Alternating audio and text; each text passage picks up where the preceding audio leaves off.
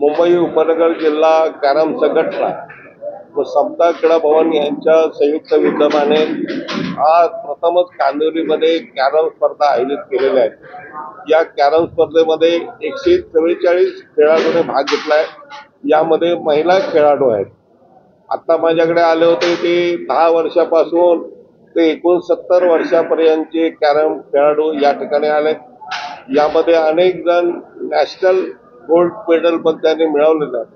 तसं international gold medal मिळवलेले दिवे हे आमच्या मुंबई उपनगर जिल्ह्यातलेच आहेत।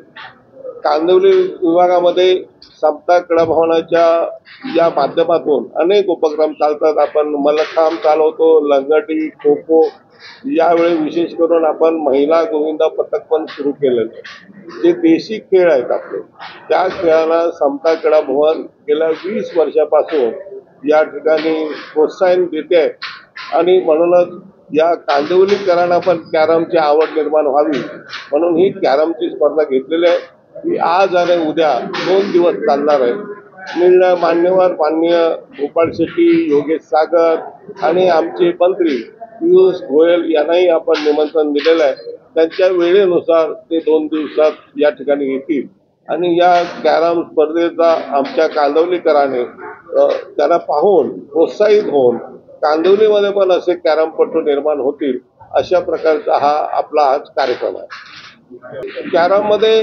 144 लोक आता पार्टिसिपेंट झालेले आहेत। कॅरम मध्ये 2 लोक बसतात समोरासमोर आणि त्याच्यामध्ये काय खेळाडू असे आहेत की एकदा स्टार्ट टू फिनिश ज्याला म्हणतात, त्याच्या हातात स्ट्रायकर आला की स्टार्ट टू फिनिश गेम करणारे पण अनेक लोक आहेत या ठिकाणी। आणि मान्यवर विविध समाजाचे, विविध धर्मपंथाचे या ठिकाणी आपण पाहाल की कॅरमपटू या ठिकाणी आलेले आहेत आणि अनेकतामध्ये एकता ही या कॅरममध्ये पण आपल्याला विविधता दिसते।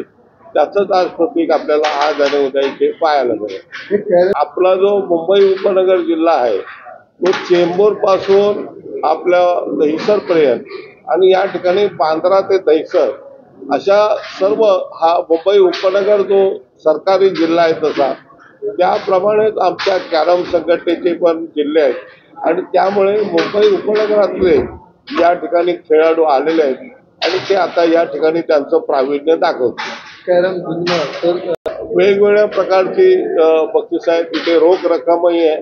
प्रथम पारितोषिक आहे ते त्याला रोख रक्कम आणि आपण या ठिकाणी स्मृतिचिन्ह देणार आहोत। 1, 2, 3 आणि बाकीची जी बक्षिसं आहेत ती त्यांना प्रोत्साहन देण्यासाठी या ठिकाणी बक्षिसं दिली जातात।